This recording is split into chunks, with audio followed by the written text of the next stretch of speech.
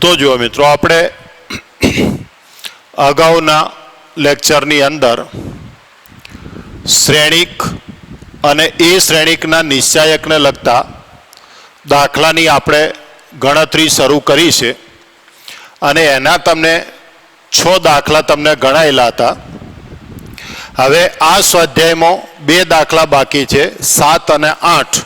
પણ મિત્રો 7 અને 8 બંને એક જ ટાઈપના દાખલા છે, એટલે 7મો દાખલો ગણું, 8મો દાખલો તમને હોમવર્કમાં ગણવા માટે આપું છું અને એ તમે આરામથી ગણી શકશો, કારણ કે આમાં કોઈ તકલીફ જેવું છે નહીં.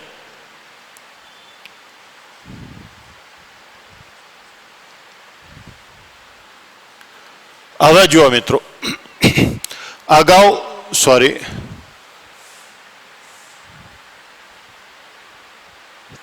તો જો મિત્રો, તમને મેં અગાઉ વાત કરી છે અને સમગ્ર ગણિતમાં આ મુદ્દો સનાતન સત્ય છે કે અજ્ઞાત પદ એટલે જેનું મૂલ્ય આપણે જાણતા નથી એવું પદ. તો અહીંયા આપણે એક્સનું મૂલ્ય જાણતા નથી, તો અજ્ઞાત પદનું મૂલ્ય શોધવાનું હોય અથવા સમીકરણ ઉકેલવાનું હોય. એટલે કે સમીકરણ ઉકેલો અથવા અજ્ઞાત પદનું મૂલ્ય શોધો, તો એ સંજોગોમાં તમારે ડાબી અને જમણી બંને બાજુ એક સાથે લેવી પડે.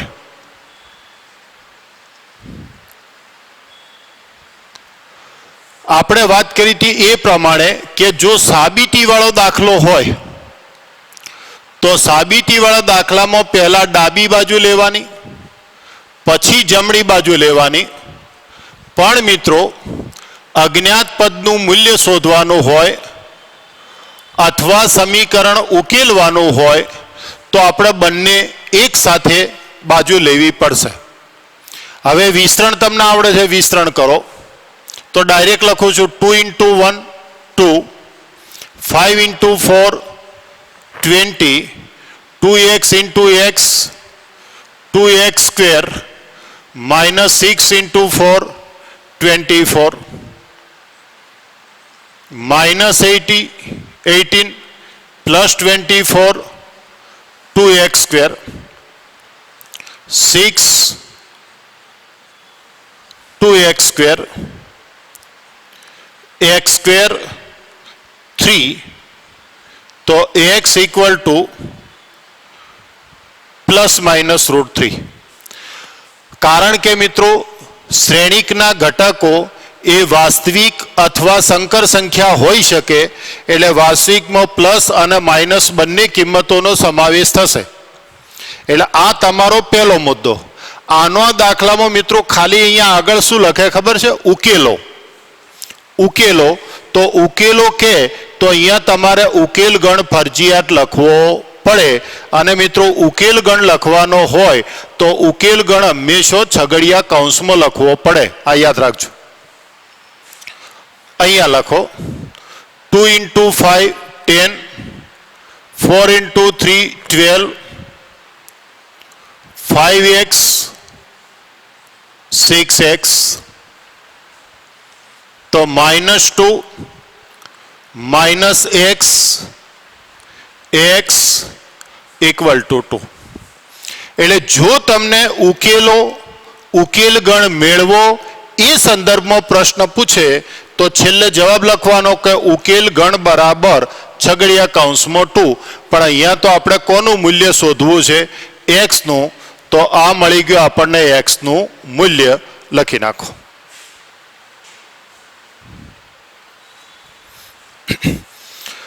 તો આ મિત્રો આપણું સ્વાધ્યાય 4.1 એ પૂરું થઈ ગયું.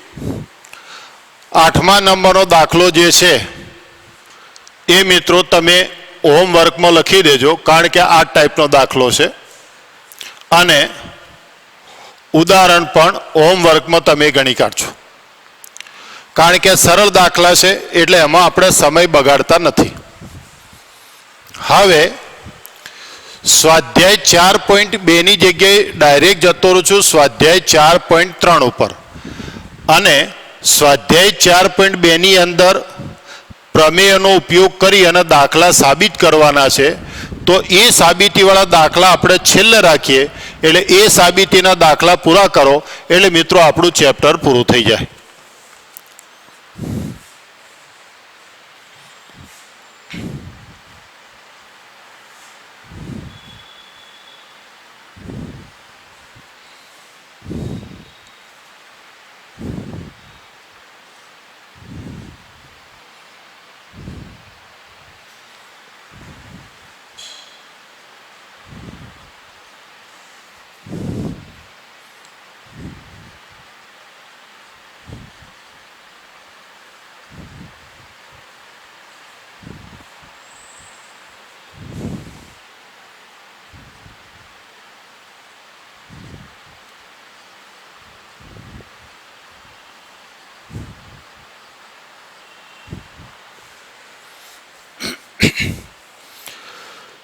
એટલે આ પણ મિત્રો અગાઉના લેક્ચરમાં આપણે જે ચર્ચા કરી છે નિશ્ચાયકના ઉપયોગો, તો એ નિશ્ચાયકના ઉપયોગોની મદદથી આ સ્વાધ્યાય 4.3 છે એમાં 3 ઉપયોગ હતા.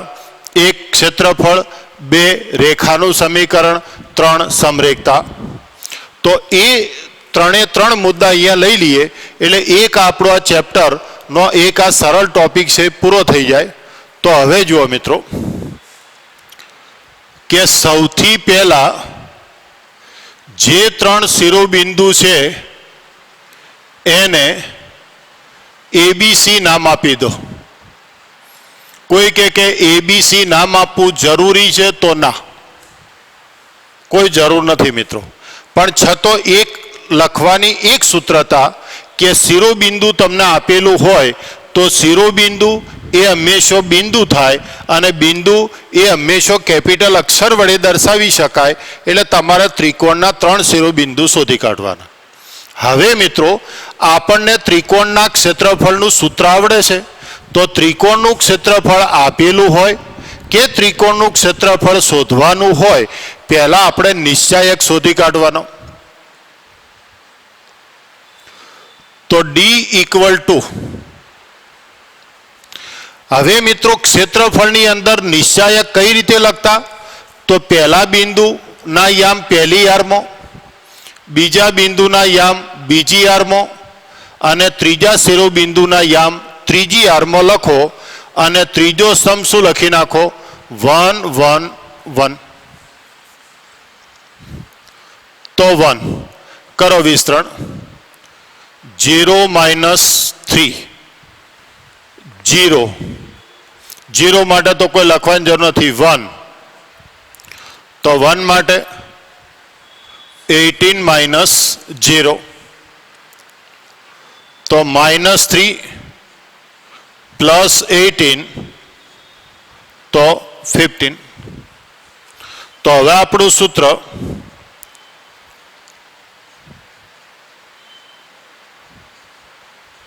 કે ત્રિકોણનું ક્ષેત્રફળ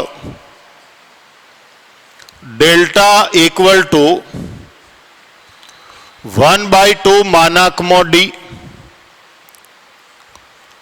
તો 1/2 D એટલે D નું મૂલ્ય શોધ્યું 15. તો તમારો જવાબ આવ્યો 15/2 એકમ. એકમ શબ્દ લખો, ચોરસ એકમ લખો, જે લખશો એ ચાલશે, કશું નહીં લખો તોય ચાલશે મિત્રો. બરાબર, તમે ડાયરેક્ટ એકમ શબ્દ આપ્યો હોય તો લખવાનો, ના આપ્યો તમે 15/2 લખો તો ચાલે. તો ફરી જુઓ મિત્રો, એક દાખલો અહીંયા તમે ગણો તો કોઈ તકલીફ જેવું છે નહીં, પણ છતાં એક પ્રેક્ટિસ કરવી હોય તો હજુ તમને એક દાખલો આવો ગણાવી દો. ત્રીજો પેટા વિભાગ લો.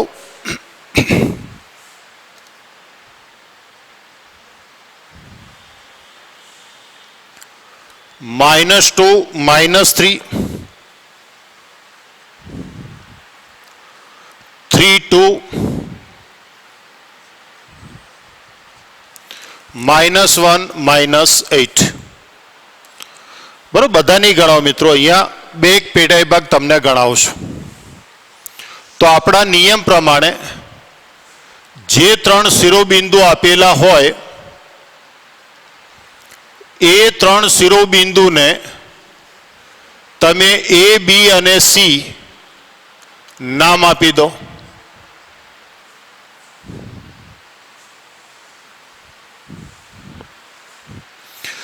હવે તમને ત્રિકોણના જે ત્રણ શિરોબિંદુ આપેલા છે એ ત્રણ શિરોબિંદુ ઉપરથી નિશ્ચાયક લખો.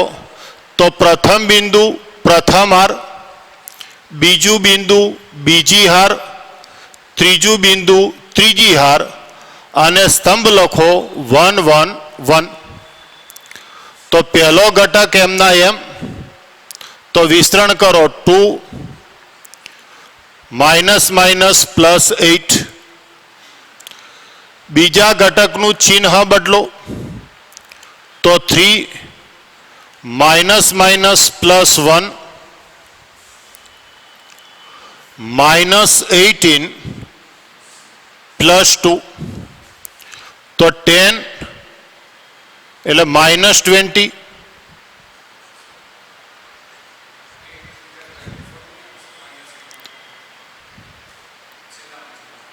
એક જ બેઠો બરોબર. હા સોરી, 3 × 8 24.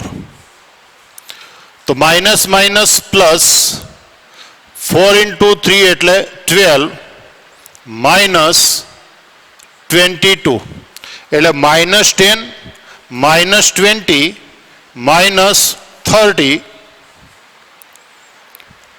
એટલે -30. માનાક દૂર કરો એટલે પ્લસ. તો ત્રિકોણનું ક્ષેત્રફળ કેટલું આવશે? 15. તો હવે જુઓ મિત્રો, આવું તમને ઉદાહરણ આપેલું છે, ઉદાહરણ 17 એ ટાઈપના ઉદાહરણ તમને આપેલા હશે.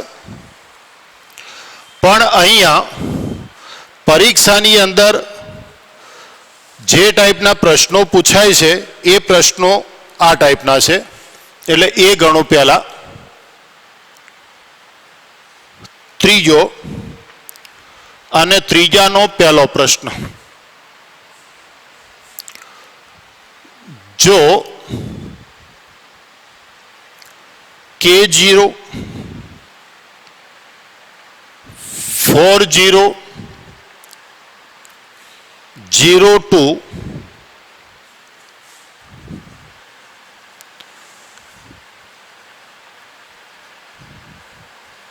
શિરોબિંદુ વાળા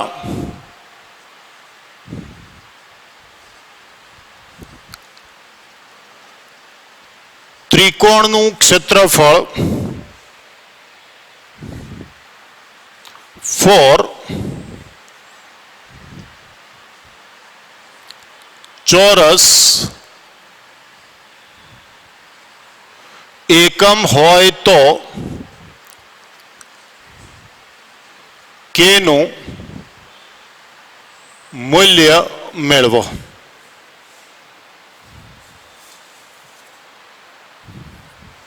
તો હવે જુઓ મિત્રો, આ જ મેથડ, કોઈ ચેન્જ નહીં. ક્ષેત્રફળ આપેલું હોય કે ક્ષેત્રફળ શોધવાનું હોય, પદ્ધતિ આપણે બદલવાની નથી. આ ટાઈપના દાખલા બોર્ડમાં પૂછાય છે મિત્રો, એટલે ખૂબ ધ્યાન રાખજો કે આપેલા શિરોબિંદુઓને નામ આપી દઉં છું એ, બી અને સી. હવે ત્રણ શિરોબિંદુ ઉપરથી નિશ્ચાયક,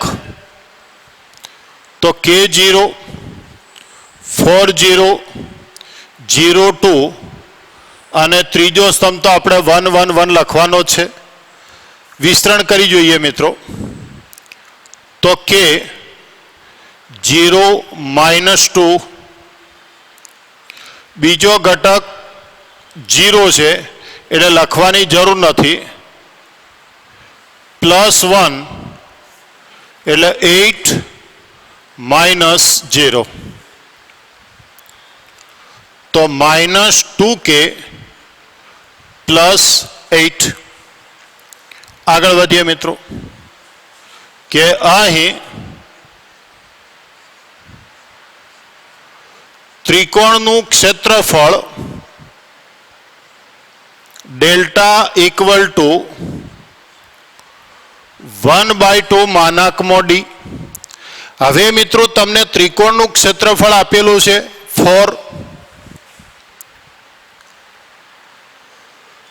1/2 અને મૂલ્ય તમે શોધ્યું -2k + 8. હવે મિત્રો તમે બે સાદરૂપ આપવાની મેથડ તમારી ગમે તે હોઈ શકે. હું લખું એ જ રીત લખવી કોઈ જરૂરી નથી. તમે પેલામાંથી 2 કોમન લઈને 2 ઉડાડી દો અથવા 2 આ બાજુ લઈ જાઓ, બંને રીતો ચાલે. તો 8 -2k + 8. હવે જુઓ મિત્રો, કોઈ એમ કે સાહેબ આમાંથી 2 કોમન લો એટલે -k + 4 લખું, 2 2 કેન્સલ કરું તો જવાબ એક જ આવશે, જવાબ નહીં બદલાય. હવે મિત્રો ભૂલને અવકાશ અહીંયા છે કે કેનું મૂલ્ય આપણે જાણતા નથી. અને 11માં મેં તમને માનાક વિધેયની વ્યાખ્યા લખાઈ હતી, જો યાદ આવે તો, કે માનાક x નું મૂલ્ય +x પણ થઈ શકે અને -x પણ થઈ શકે. ધન હોય તો પ્લસ, ઋણ હોય તો માઇનસ. હવે મિત્રો અહીંયા કે નું મૂલ્ય તો આપણને ખબર છે નહીં, એટલે કે ધન પણ હોઈ શકે, કે ઋણ પણ હોઈ શકે, એટલે અજ્ઞાત પદ હોય. હા, હમણાં જુઓ, આમ માનાક હોત તો આપણે આમાં માનાક ડાયરેક્ટ લખી દો 2. કોઈ કે કેમ, તો જુઓ, x < 0 તો માનાક x બરાબર -x થાય. હવે તમે લખો -2 તો x ની કિંમત કેટલી? -2. તો માઇનસ જવાબ શું આવ્યો? +2. એટલે આપણે ડાયરેક્ટ લખી દઈએ, જાણતા હોય તો માનાક પ્લસ. પણ મિત્રો અજ્ઞાત કિંમત હોય, અજ્ઞાત, તો અજ્ઞાત કિંમતનો માનાક હોય તો માનાકને દૂર કરો એટલે ચિહ્ન લખાય +-. આ ભૂલતા નહીં. તો માટે એક વખત પ્લસ અથવા એક વખત માઇનસ.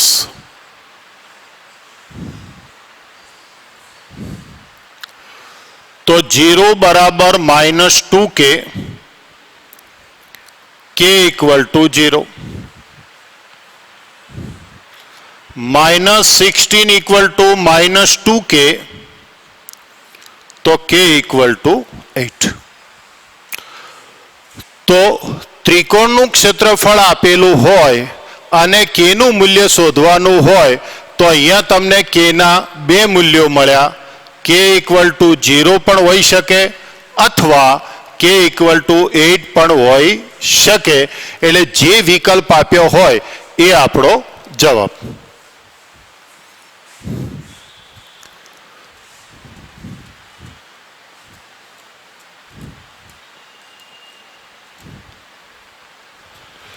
એક બીજો દાખલો ગણી દઉં. આવો,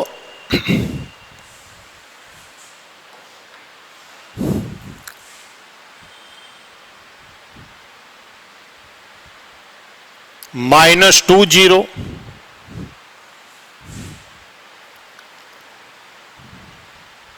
0.4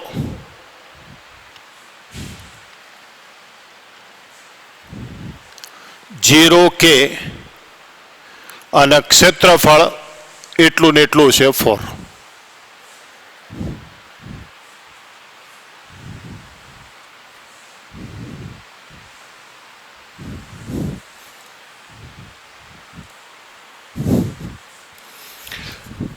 દરેક રીતના એક બે પેટા વિભાગ ગણીએ એટલે મિત્રો શું ટાઈમ આપણો ઓછો બગડે, ટોપિક આપણો વધારે ચાલે. તો અહીંયા 3 શિરોબિંદુ છે. A -20, B 0.4 અને C 0k. તો -20 0,4 અને 0K કરીએ વિસ્તરણ તો -2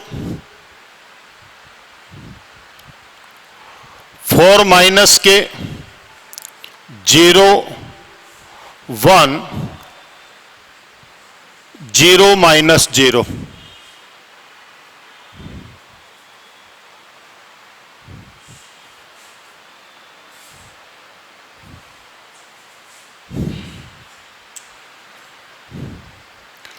-8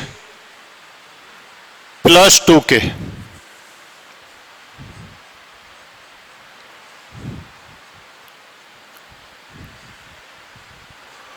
ત્રિકોણનું ક્ષેત્રફળ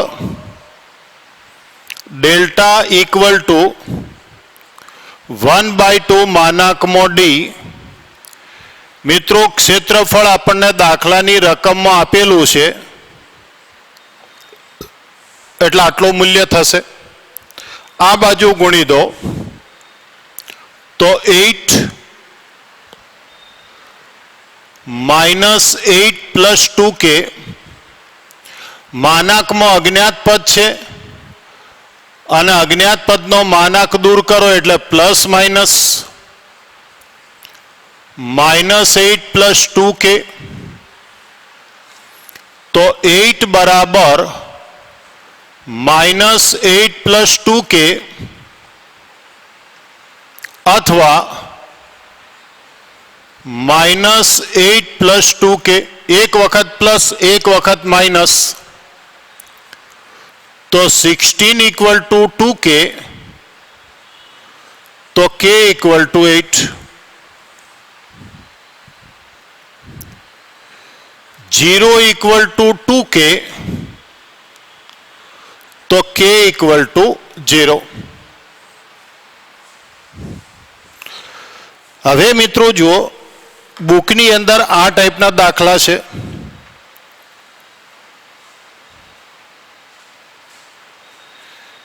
હજુ એક પાંચમો દાખલો છે એ ગણાવી દઉં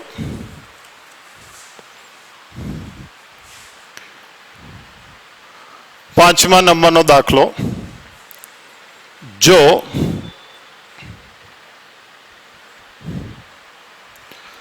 અથવા એ તો તમે હોમવર્કમાં જ ગણજો ને મિત્રો આવડે એવો છે આને હોમવર્કમાં લઈ લો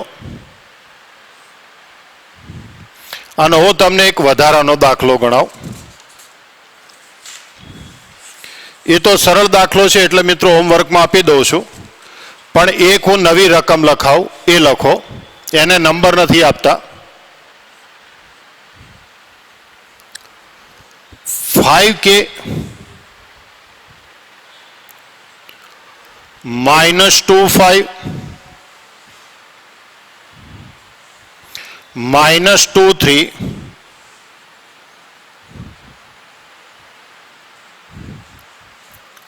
શિરોબિંદુ વાળા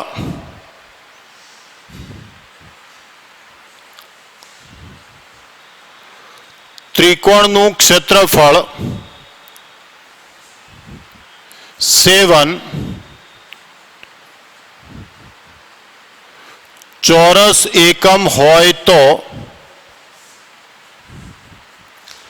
K મેળવો જો મિત્રો મેં તમને પાંચમા નંબરનો દાખલો હોમવર્કમાં ગણવા આપ્યો પણ એની સામે એક આ એક્સ્ટ્રા દાખલો ગણાવું છું એટલે તમે એનું ધ્યાન રાખજો મિત્રો કે આમાં ભૂલ ના થાય આપણને કોઈ તકલીફ ના પડે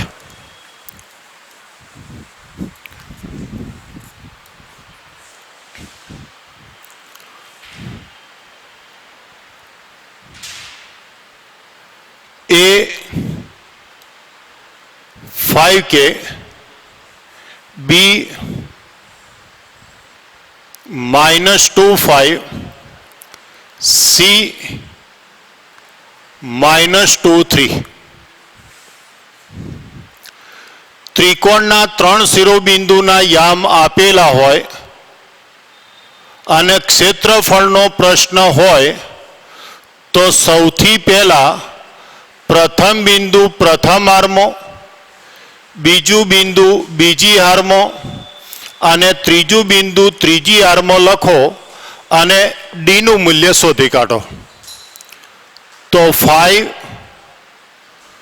-3 -2 +2 -6 +10.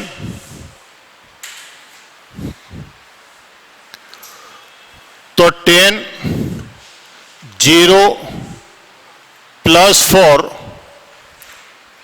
એટલે 14.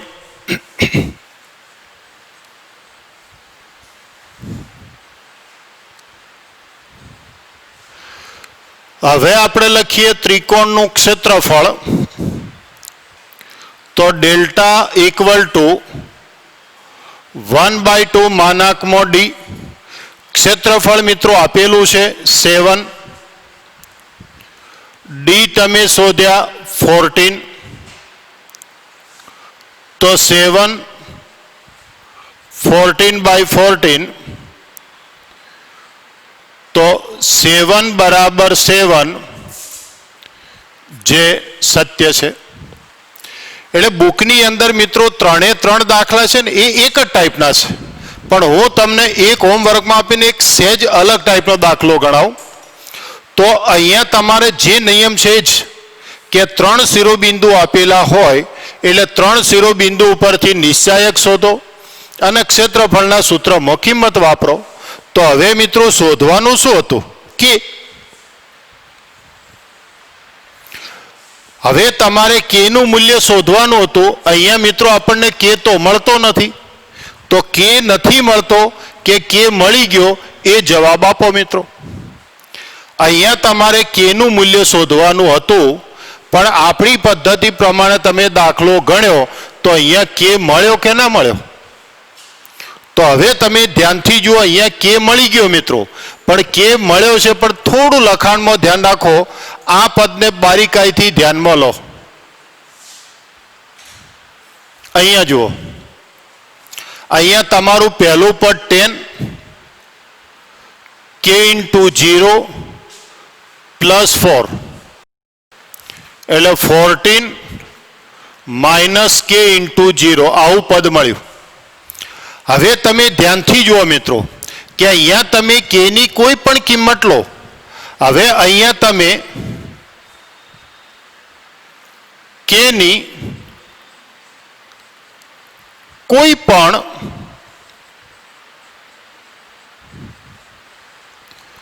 વાસ્તવિક કિંમત પણ લઈ શકો. k ની કોઈ પણ વાસ્તવિક કિંમત તમે લો તો મિત્રો અહીંયા તમે k ની કોઈ પણ વાસ્તવિક કિંમત લેશો, પણ છેલ્લે ગુણાશે કોની સાથે? 0 સાથે. એટલે k ની કોઈ પણ કિંમત લેશો પણ મિત્રો એને 0 સાથે ગુણશો એટલે પરિણામી જવાબ શું થઈ જશે? 0. એટલે તમારો દાખલો આનો જ આવશે. એનો અર્થ એ થયો કે અહીંયા તમે k ની કોઈ પણ વાસ્તવિક કિંમત લઈ શકો. એટલે કોઈ પણ વાસ્તવિક કિંમત, તો એનો જવાબ આવો થાય કે માટે પ્રત્યેક k ∈ R માટે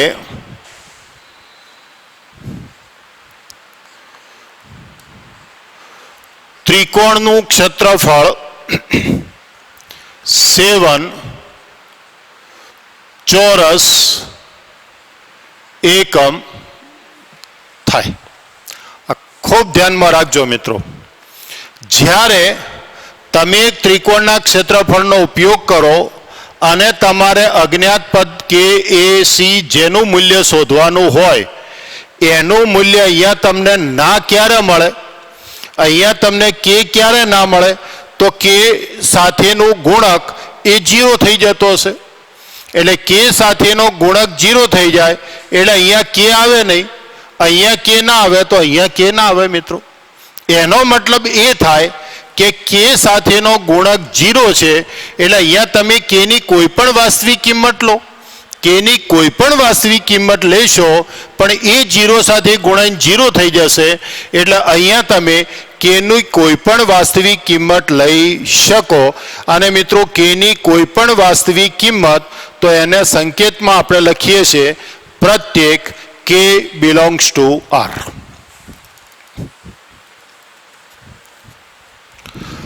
તો આ મિત્રો એક થોડો અલગ દાખલો, બુકમાં આવો દાખલો નથી પણ મેં તમને આ ગણાવી દીધો. હવે એક જૂની બુક એટલે હાલ જે બુક છે એના પહેલા હતી નહીં, એના પહેલા હતી. એની અંદર એક દાખલો ઉગમ બિંદુના સ્થાનાંતરનો છે, પણ હાલ મિત્રો રકમ મને યાદ છે નહીં, પણ છતોય લખવી હોય તો એને કંઈક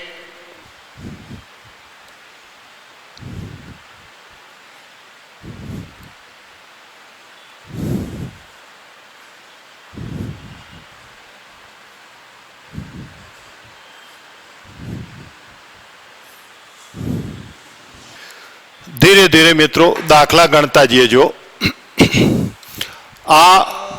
હા મિત્રો રકમ બીજી હોઈ શકે, પણ પદ્ધતિ તમારા ધ્યાનમાં લાવવી એ મારી ફરજમાં આવે છે કે જૂના સિલેબસમાં બોર્ડમાં પૂછેલો દાખલો છે. હવે આ દાખલો આપણે પહેલા ગણી કાઢીએ, બીજી વાત પછી કરીએ. તો હવે જુઓ મિત્રો, કયો શબ્દ આવ્યો? ઉગમ બિંદુનું સ્થાનાંતર બિંદુ. તો મિત્રો ઉગમ બિંદુનું સ્થાનાંતર બિંદુ આવે એટલે આપણું સૂત્ર નવા યામ બરાબર જૂના યામ માઇનસ સ્થાનાંતર બિંદુના યામ. જોતા રહેજો, પછી લખાણ બદલું છે, લખતા નહીં. હવે તમારું આ એક સૂત્ર છે કે ઉગમ બિંદુનું સ્થાનાંતર શબ્દ કાને અથડાય એટલે આ એકમાત્ર સૂત્ર છે આપણી પાસે. તો હવે તમે ધ્યાનથી જુઓ કે આ સૂત્ર હોય તો જે બિંદુ આગળ તમે ઉગમ બિંદુનું સ્થાનાંતર કરો એ તમારું સ્થાનાંતર બિંદુ. તો અહીંયા આપણું સ્થાનાંતર બિંદુ કયું? 3, 8. પછી આ શિરોબિંદુ તમને આપેલા છે એટલે આપેલા શિરોબિંદુ એ તમારા કયા યામ? જૂના યામ. અને પહેલા તમારે ઉગમ બિંદુનું સ્થાનાંતર કરી અને તમારે કયા યામ શોધવા પડશે? નવા યામ. તો પહેલા મિત્રો આપણે નવા યામ શોધી કાઢીએ. એટલે શું લખાણ આરતે લખું?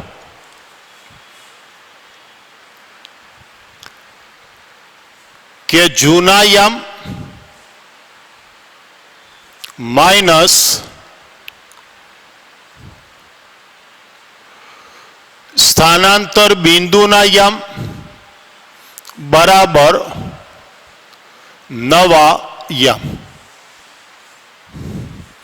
તો હવે આપણી પાસે જૂના બિંદુ જે હતા એ લખી દઈએ. 3, 8 માઇનસ 4, 2 અને 5, 1. જે તમને આપેલા બિંદુ છે, જે રકમમાં આપેલા શિરોબિંદુ હોય એ જૂના યામ, આપેલા યામ, શરૂઆતના યામ, જે શબ્દ વાપરો એ. હવે મિત્રો તમે ઉગમ બિંદુનું સ્થાનાંતર કયા બિંદુ આગળ કર્યું? 3, 8. એટલે સ્થાનાંતર બિંદુ તો આપણું એનું એ જ. સ્થાનાંતર બિંદુ ના બદલાય. 3, 8. તો હવે સાદરૂપ આપો. ક્રમિક ઘટકોની બાદબાકી. તો 3 - 3 0, 8 - 8 0, -4 - 3 -7, 2 - 8 -6, 5 - 3 2 અને 1 - 8 -7. તો આ મિત્રો તમારું કામ આટલું વધે. ઉગમ બિંદુનું સ્થાનાંતર શબ્દ આપેલો હોય અને આપણે ત્રિકોણનું ક્ષેત્રફળ શોધવાનું હોય તો સૌથી પહેલા તમારે નવા યામ શોધવા પડે. અને હવે મિત્રો જે તમને નવા યામ મળ્યા એને તમે નામ આપી દો.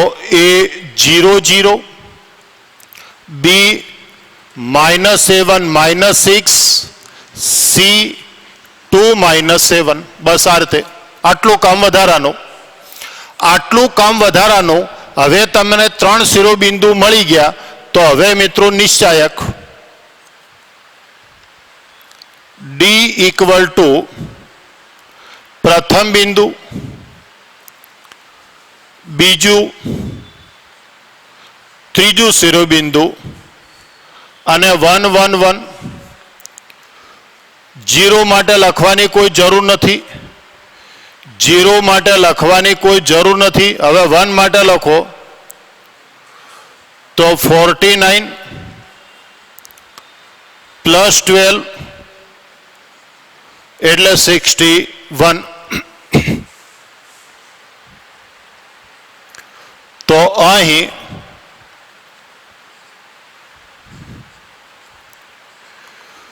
ત્રિકોણનું ક્ષેત્રફળ ડેલ્ટા બરાબર 1/2 માનાંકમાં ડી. અહીંયા મિત્રો આપણે ક્ષેત્રફળ શોધવાનું છે એટલે ડી શોધ્યો 61. તો આ તમારો જવાબ આવ્યો 61/2. હવે મિત્રો ખૂબ ધ્યાનથી સમજજો. આનો આ દાખલો, આ તો તમારી સમજ માટે કહું છું, આનો આ દાખલો પરીક્ષામાં આ રીતે પૂછાય. તમે પહેલા લખી નાખો. હવે આ લખી રહ્યા હોય તો આનો આ દાખલો તમને આમ પૂછે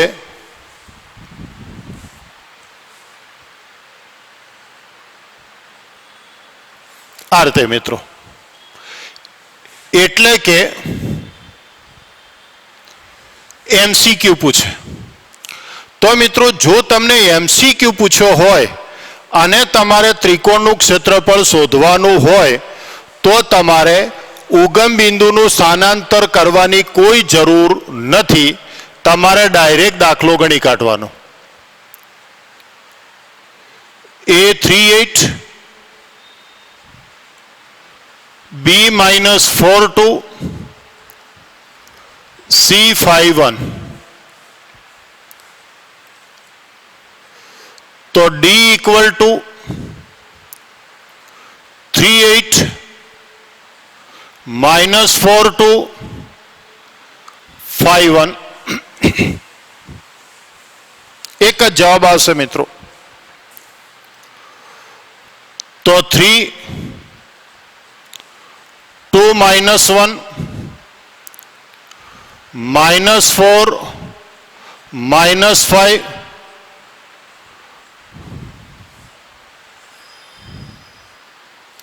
એટલે 372 -14 એટલે 61.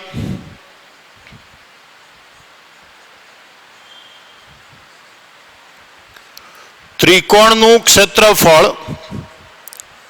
ડેલ્ટા બરાબર 1/2 માનાંકમાં ડી. તો ડીની કિંમત આવી 61. તો જોઈ લો મિત્રો, જવાબ આવી ગયો 61/2. એટલે આ એક વસ્તુ તમે નોંધજો મિત્રો, એમસીક્યુમાં તમે એનો ઉપયોગ કરી શકો. પણ ગણતરીના ગુણ હોય કે જો ગણતરીના ગુણ હોય અને તમે આ રીતે દાખલો ગણો તો મિત્રો ગુણ કપાય. કેમ? કારણ કે ઉગમ બિંદુનું સ્થાનાંતર તો આપણે કર્યું જ નથી. એટલે આ એક વસ્તુ તમે નોંધજો કે ઉગમ બિંદુનું સ્થાનાંતર કરવાનું અને તમારે ત્રિકોણનું ક્ષેત્રફળ શોધવાનું હોય તો એમસીક્યુ હોય તો ઉગમ બિંદુનું સ્થાનાંતર કરવાની કોઈ જરૂર નથી. ડાયરેક્ટ દાખલો ગણજો, જવાબ આવી જશે. પણ મિત્રો ગણતરીના ગુણ હોય તો પહેલા ઉગમ બિંદુનું સ્થાનાંતર કરવાનું, પછી એના નવા યામ શોધવાના અને નવા યામ મળે પછી મિત્રો આપણે દાખલો ગણવાનો. આ યાદ રાખજો.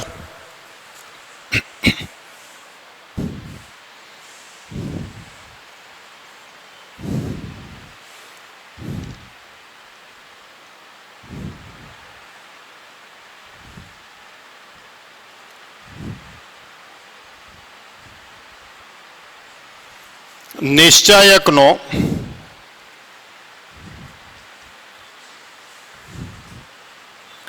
ઉપયોગ કરી 1 2 અને 3 6 ને જોડતી રેખાનું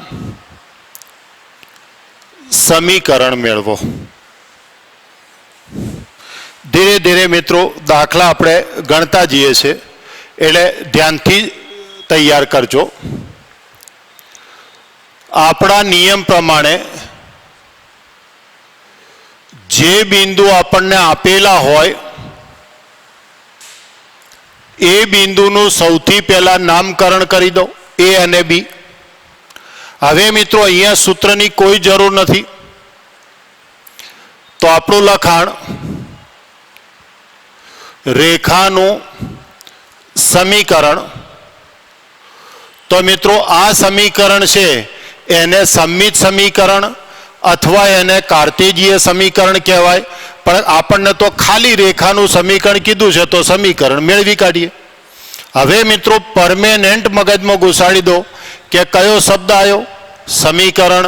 સમીકરણ આવે એટલે કયું બિંદુ આવે? ચલ બિંદુ આવે. તો ચલ બિંદુ કયું? તો એક્સ અને વાય. તો જ્યારે તમારે રેખાનું સમીકરણ શોધવાનું હોય એટલે પહેલી વારમાં ચલ બિંદુ એક્સ અને વાય તો લખી દો. હવે તમે શું કરો? જે બિંદુ આપ્યા છે તે, તો 1 2 3 6 અને ત્રીજો સમતલ આપણે વાત કરીએ પ્રમાણે 1 1 1 ઇક્વલ ટુ 0. હવે મિત્રો તમને એક સ્વાભાવિક પ્રશ્ન થાય કે સાહેબ રેખાનું સમીકરણ કે એટલે પહેલી વારમાં તો એક્સ વાય તો લખી નાખ્યું, પણ આ બે બિંદુ છે એમાં અમે પહેલું આ બિંદુ લખીએ ને પછી આ બિંદુ લખીએ તો ચાલે? ચાલે મિત્રો, ગમે તે લખાય. તો કરો વિસ્તરણ. ચલો, તો એક્સ 2 - 6 વાય 1 - 3 1 6 - 6 0 -4x પ્લસ 0 અને મિત્રો માઇનસ વડે ગુણો તો 4x -2y 0, 2 વડે ભાગી દો તો 2x -y ઇક્વલ ટુ 0. તો જુઓ મિત્રો, નિશ્ચાયકના ઉપયોગથી ત્રિકોણના ક્ષેત્રફળના પ્રશ્નો મેં તમને લખાયા. નિશ્ચાયકના ઉપયોગથી રેખાનું સમીકરણ શોધવાનું છે તો એવા 1-2 પ્રશ્નો તમને હું લખાવું છું. તો લખો, હજુ બીજો પ્રશ્ન લખાવું.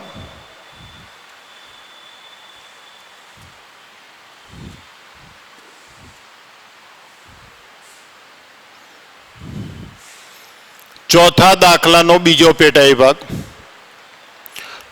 3193.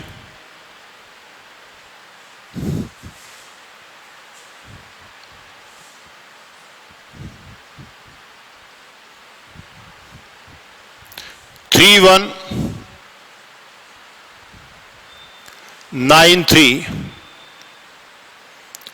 3193 એ જ મેથડ મિત્રો, આમાં કોઈ ફરક છે નહીં. તો માટે x 1 - 3 3 - 9 9 - 9 -2x प्लस 6y तो 2x माइनस 6y तो ax minus 3y equal to 0. आ આપણું રેખાનું સમીકરણ મળી ગયું.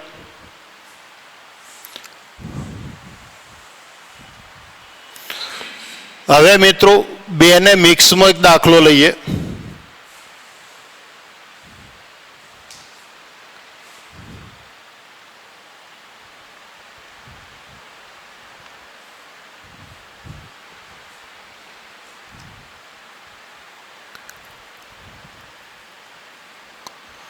નિશ્ચાયકનો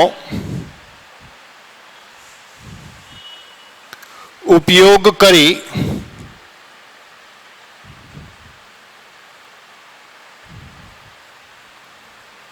A13 અને B00 ને જોડતી રેખાનું સમીકરણ મેળવો અને જો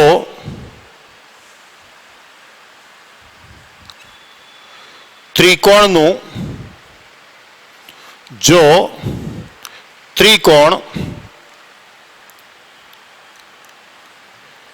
ABD નું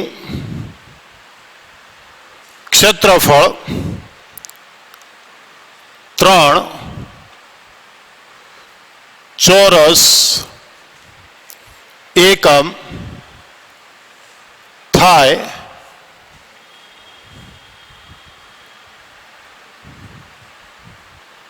તેવું બિંદુ DK0 હોય તો K શોધો.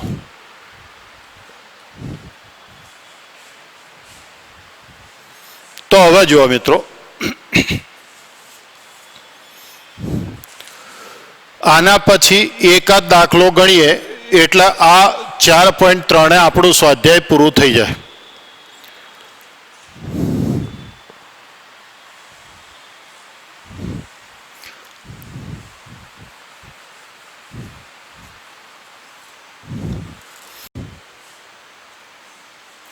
આ દાખલાની રકમ તમે લખી રહ્યા હોય તો હું ગણું છું અર્થે, પણ તમને કદાચ પરીક્ષામાં એવો પ્રશ્ન પૂછે કે અર્થે જોજો,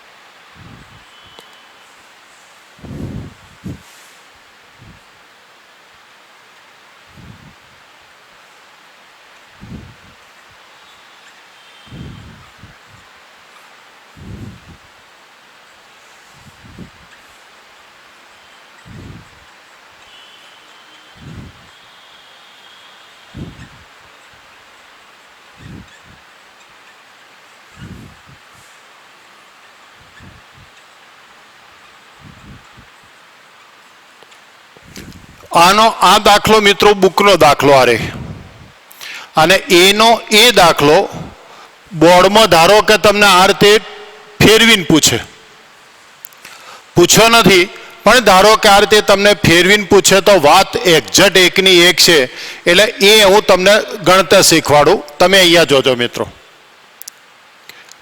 કે અહીં A અને B તો આપેલા છે,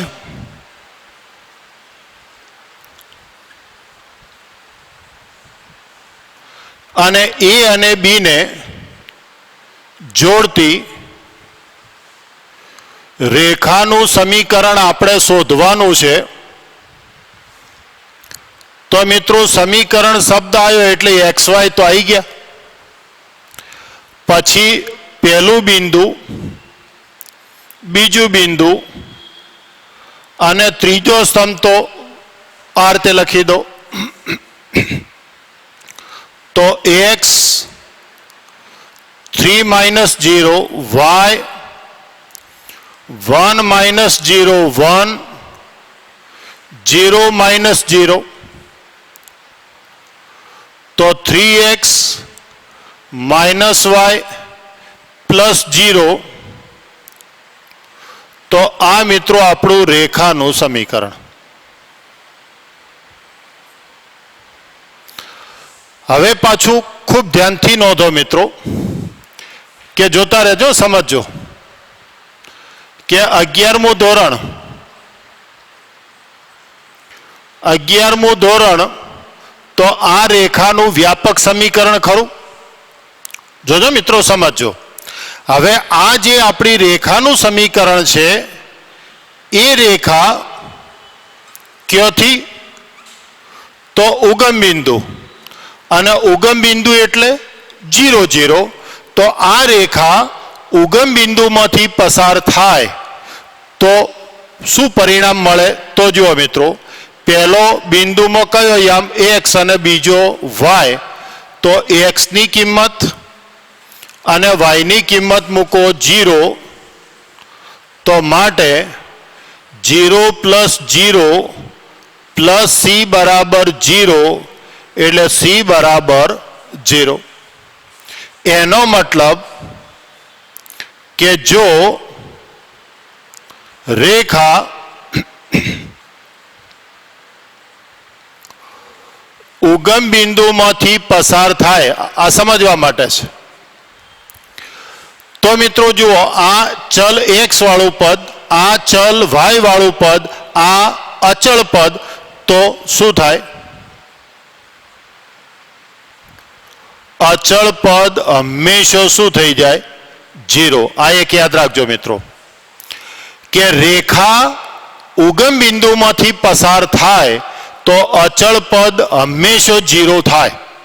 એટલે જો અહીંયા તમારું કોઈ અચળ પદ છે ના, x વાળું પદ અને y વાળું પદ, એટલે અહીંયા અચળ પદ છે ના, એટલે અચળ પદ શું થઈ ગયું? 0। અને અચળ પદ 0 થાય એનો મતલબ રેખા ઉગમ બિંદુમાંથી પસાર થાય, એટલે જોઈ લો 0 0। એટલે આ એક વસ્તુ તમે આમ ડાયરેક્ટ લખી શકો।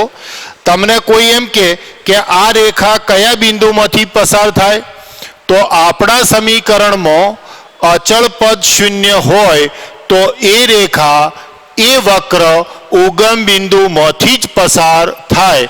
આ વસ્તુ તમારે હંમેશા યાદ રાખવાની।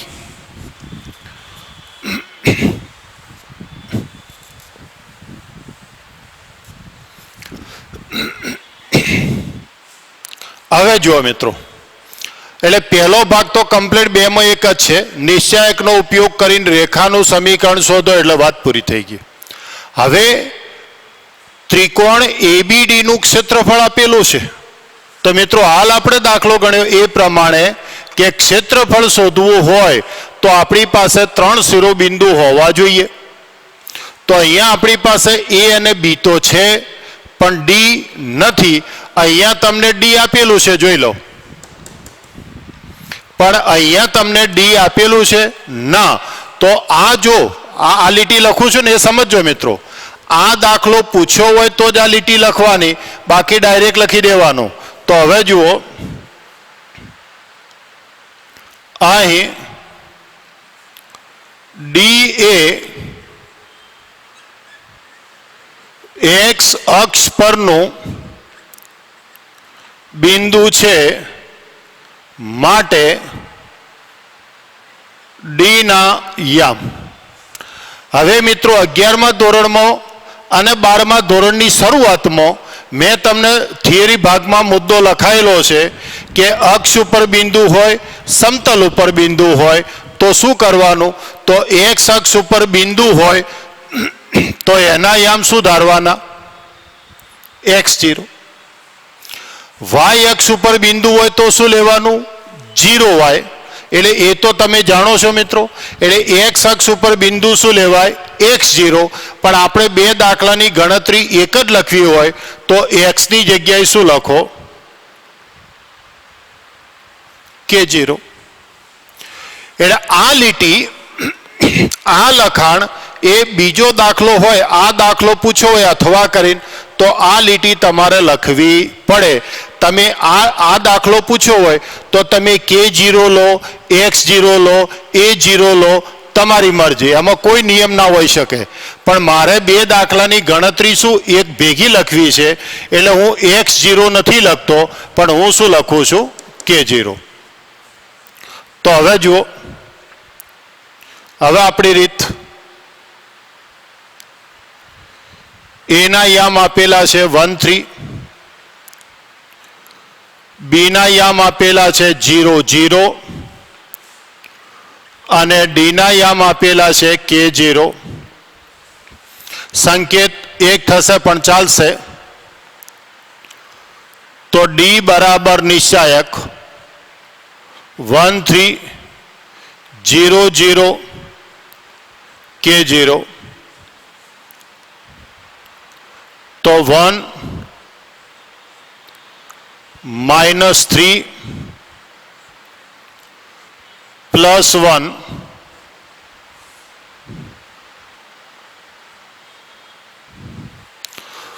તો જવાબ આવશે 3K.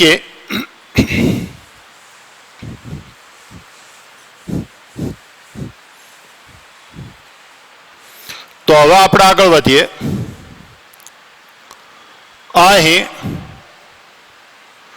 ત્રિકોણ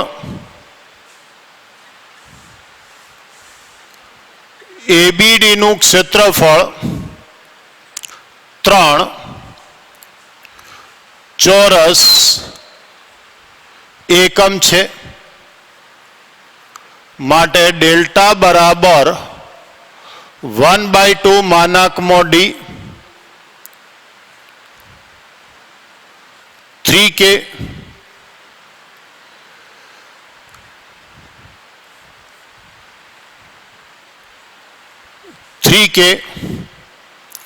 માનાંક દૂર કરો, પ્લસ માઇનસ, તો K બરાબર +-2. તો ખૂબ ધ્યાનથી સમજો મિત્રો. જો તમને આ લખાણ પૂછવું હોય પરીક્ષામાં, તો આ બે લીટી લખવાની કોઈ જરૂર છે તો ના. કારણ કે A આપેલો છે, B આપેલો છે, D આપેલો છે, એટલે ડેલ્ટા નિશ્ચાયક શોધો અને ડેલ્ટા ઉપરથી દાખલો પૂરો કરી દો. પણ જો તમને આ દાખલો આપેલો હોય તો તમારે છેલ્લે D ના યામ બરાબર K0 બરાબર +-20. આ તમારે લખવાનું રહે. એટલે કઈ રીતે દાખલો પૂછેલો છે એ બરાબર સમજી અને પછી તમારે લખવાનું રહે. અને આ સ્વાધ્યાયનો છેલ્લો દાખલો ગણી કાઢીએ આપણે.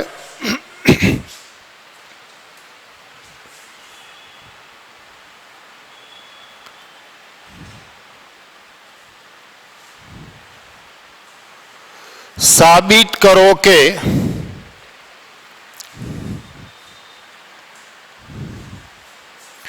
બિંદુઓ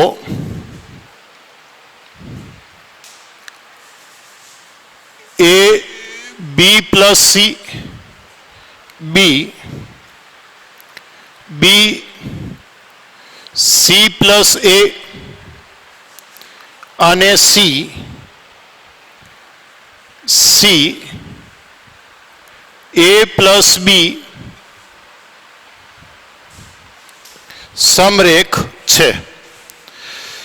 આ મિત્રો સ્વાધ્યાય 4.3 એનો છેલ્લો દાખલો.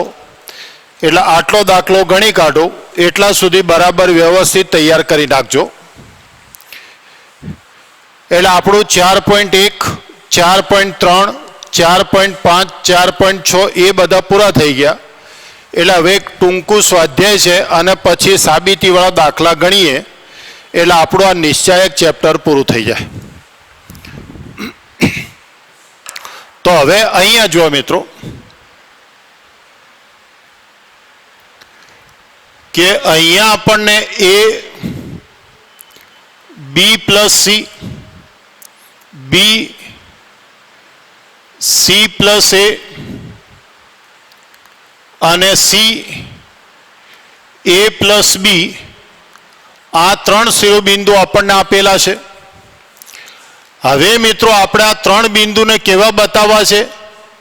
સમરેખ. તો એ પહેલું બિંદુ, બી બીજું બિંદુ, સી ત્રીજું બિંદુ અને 1 1 1. અને હવે મિત્રો આપણે આ નિશ્ચાયકનું મૂલ્ય 0 સાબિત કરવાનું. હવે નિશ્ચાયકનું મૂલ્ય 0 સાબિત કરવું હોય તો મિત્રો ક્રિયાવાળા દાખલા ચાલશે એટલે હું તમને લખાઈશ, પણ હાલ વિસ્તરણની રીતે સાબિત કરી દઉં છું.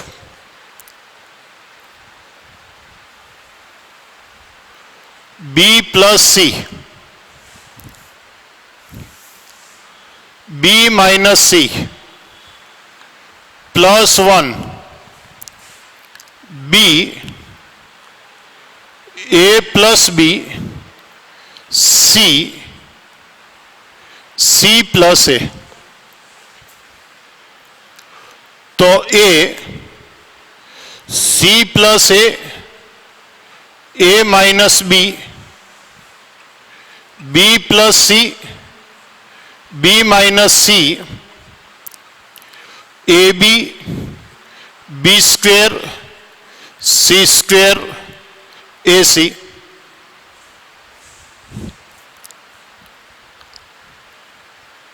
ગુણાંતર એસી માઇનસ એ બી,